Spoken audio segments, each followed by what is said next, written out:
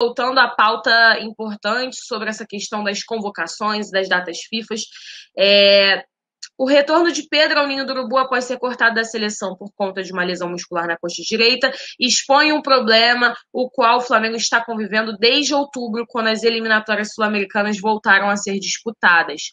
Os 5 jogadores convocados nas 2 datas FIFA, 3 pelo Brasil, 1 pelo Uruguai e 1 pelo Chile, já desfalcaram o time da Gávea 35 vezes neste período, levando em conta jogos com datas coincidentes e as ausências em partidas do clube por parte dos atletas que se reapresentaram lesionados após atuarem nas seleções.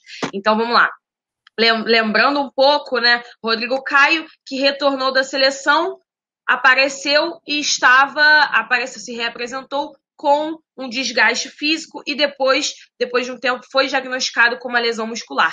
Até hoje, o Rodrigo Caio não retornou às atividades normalmente e não vem sendo relacionado por conta dessa lesão, desde aquele período com a seleção brasileira. O Everton Ribeiro, assim que ele se reapresentou também junto com o Rodrigo Caio, ele teve um desgaste muscular, mas mesmo mais conseguiu se recuperar a tempo, foi relacionado para as partidas do Flamengo. O Arrascaeta apresentou também uma lesão quando estava ainda com a seleção uruguaia, ele nem se reapresentou. O Arrascaeta sofreu uma lesão ainda quando estava representando o Uruguai. Retornou ao Brasil, se reapresentou ao Flamengo e por isso também é um desses jogadores que tem desfalcado o Flamengo por conta de lesões após as apresentações para a data FIFA. As 35 vezes citadas, portanto, representam o número de oportunidades que um jogador desfalcou o Flamengo em função dos critérios citados acima. Na partida contra o Goiás, em 13 de outubro, Everton Ribeiro, Rodrigo Caio, Arrascaeta e Isla não puderam atuar por estarem a serviço de suas seleções, representando 4 vezes, por exemplo. Confira a lista abaixo. Então, galera, essa matéria muito bem escrita pelo Matheus Dantas, do Portal Lance, destaca um problema que o Flamengo vem sofrendo bastante, que é as datas FIFA, são as datas FIFA que coincidem com os jogos de muita importância para o Flamengo. Agora a gente tem a Copa do Brasil, as quartas de final da Copa do Brasil, o segundo confronto, que é muito importante, e a gente tem aí pela frente, sem poder contar com o Pedro, que está se recuperando. A gente ainda tem, o Flamengo tem a expectativa de que possa contar com alguns jogadores desses que estão se recuperando, mas ainda é tudo muito incerto, não tem uma certeza de que esses jogadores estarão recuperados a tempo. Então, toda essa questão envolvendo as datas FIFA acabaram impactando e prejudicando o Flamengo. Só a questão financeira, né, que eles falam, não é só a questão do valor. Então, ainda sobre essa questão do Diego Alves, a gente sabe que o contrato está chegando ao fim. 31 de dezembro encerra o vínculo do Diego Alves com o Flamengo. A gente vem trazendo todas as informações, atualizando sempre o torcedor sobre essa situação. Trouxemos a informação no final da semana passada de que o empresário do Diego Alves, o Eduardo Maluf, já estava no Rio de Janeiro para tentar assim acertar essa renovação de contrato com o Diego.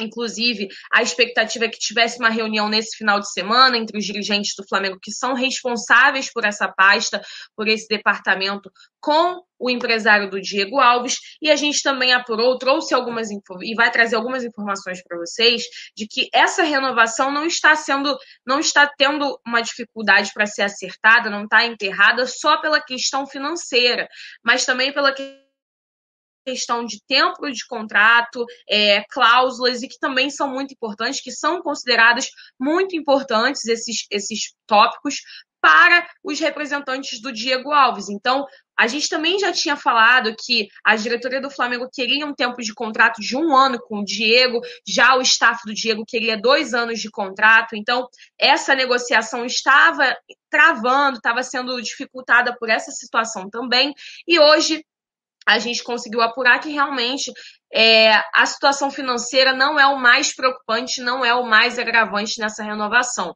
E sim os outros temas, como renovação, como período de contrato, né? Que o Diego quer um período maior do que o Flamengo está oferecendo e de que o Flamengo quer fechar com o Diego, e também sobre as cláusulas de contrato. A hashtag que eu coloquei hoje, que eu acho que com certeza você vai concordar comigo, momento da virada. Então, vamos virar Mengô. Começar hoje na segunda-feira até quarta-feira com o Vamos Virar Mengô. Eu conversei com um ex-jogador do Flamengo, eu inclusive vou fazer um vídeo sobre isso mais tarde, estou esperando ele autorizar, porque eu falei em off com ele, eu não perguntei, não era uma entrevista. Então a Isa até pode ver lá no nosso Instagram, eu conversei com ele nas mensagens do Instagram. Se ele me autorizar a dar o nome dele, é um jogador do Flamengo que está fora do Brasil, estava recentemente com a gente, eu falo quem foi. Ele falou que o que ele conhece desse grupo, o que ele escuta, ele falou que ele não conversa muito de futebol com os amigos que ficaram aqui, né? É normal, o Deco, os caras que saem, quando eles falam, entram em contato um com o outro, eles conversarem sobre outras coisas, né? Mas o que ele percebe é que o grupo está muito focado em retornar aquela preparação física e retornar as vitórias dos tempos de Jorge Jesus. E que ele falou que ele está muito confiante nos amigos que ficaram aqui e que as coisas vão se acertar. Que realmente a gente sabe que pode demorar um pouquinho. E aí, já passando por uma informação que a gente teve com fontes ligadas ao Flamengo, essa situação toda dos jogadores pedirem para treinarem com mais intensidade, o Rogério tendo acatado isso, ela gerou uma estafa para o jogo de sábado. Se o jogo talvez fosse no domingo, sábado menos intenso, domingo teria funcionado melhor. Mas no sábado, eles já foram... que é uma coisa necessária, que a gente sabe que é necessária, mas que a hora que eles chegarem no nível que eles querem, aquilo ali diminui. E aí você leva o campeonato inteiro. O que eles não contavam, e aí eu vou explicar uma outra situação. Eles sabiam que poderiam ter uma grande dificuldade para vencer esse jogo contra o Atlético Goianiense, até porque a cabeça dos caras não tem jeito, já está no jogo de quarta. Mas eles sabiam que a qualquer momento eles poderiam encontrar um gol e não contavam com aquele gol sofrido e muito menos com o gol perdido do Lincoln. E digo mais, o gol perdido do Lincoln irritou todo mundo no futebol do Flamengo, de jogadores, tá? Por mais que diga depois que o jogador apoiou, deu apoio e tudo mais, irritou. Deco, Isa, não te falei isso. Aquele gol do Lincoln irritou todo mundo, o gol que o Lincoln perdeu. Todo mundo. Você precisa ver a forma que as pessoas dentro do Flamengo... Não tem como não irritar. Não tem como. Eu saí do Maracanã assim, pelo amor de Deus, o que eu vim fazer aqui depois daquele gol? Eu falei, não, eu não tô acreditando, assim, todo respeito ao Lincoln, jogador de futebol, a gente respeita o trabalho dele, a gente respeita a carreira do jogador, sempre, mas é inadmissível um atacante perder um gol daquele. E eu tenho certeza absoluta que ele também deve ter ficado irritado porque perdeu aquele gol. Não foi só uma irritação do jogador. É muita irresponsabilidade, né? Tu ir pra uma bola daquele jeito... 50 minutos de jogo, o cara tem que ir como se estivesse indo para um prato de comida, cara. Ele foi ali com o pé mole, não tem como não ficar transtornado com aquele lance. Pois é, eu tenho certeza absoluta que o próprio Lincoln deve ter ficado revoltado com ele mesmo.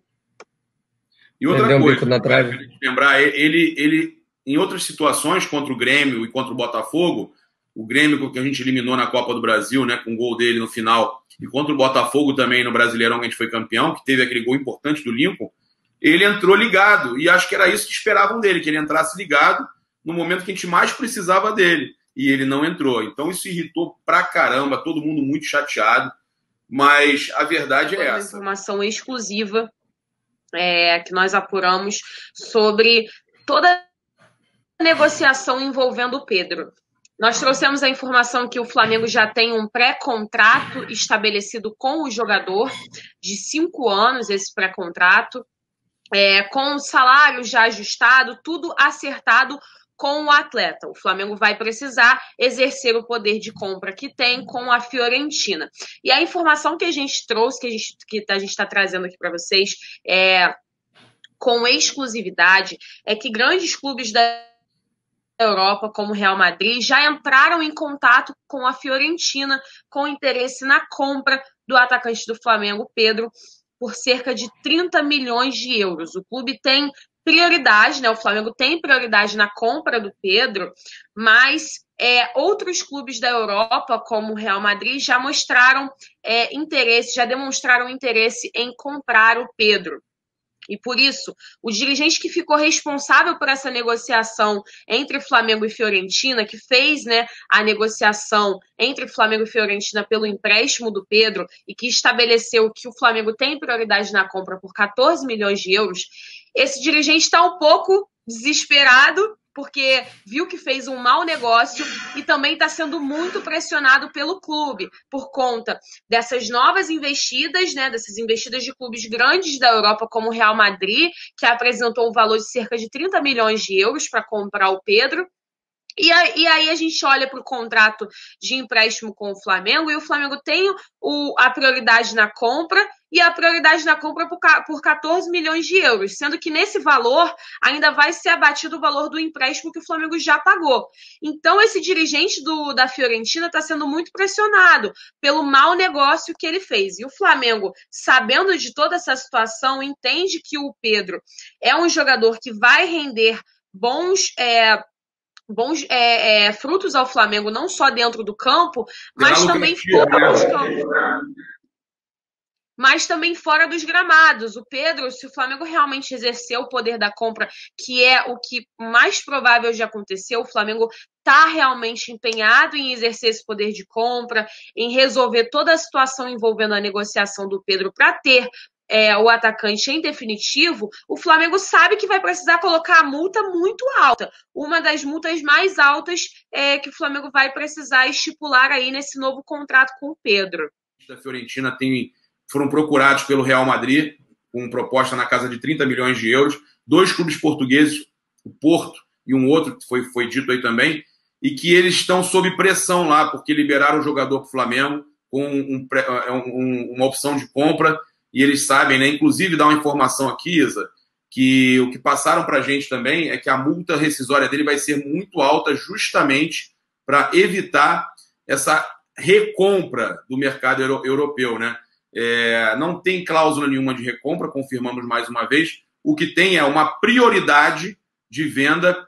Por exemplo, um time vem aqui e oferece 100 milhões de euros ao Flamengo. O Flamengo tem que virar para a Fiorentina e falar: você vai cobrir? Vai pagar isso aí? É por aí. Deco, é bacana a gente saber que o Flamengo fez um excelente negócio com relação ao Pedro, né?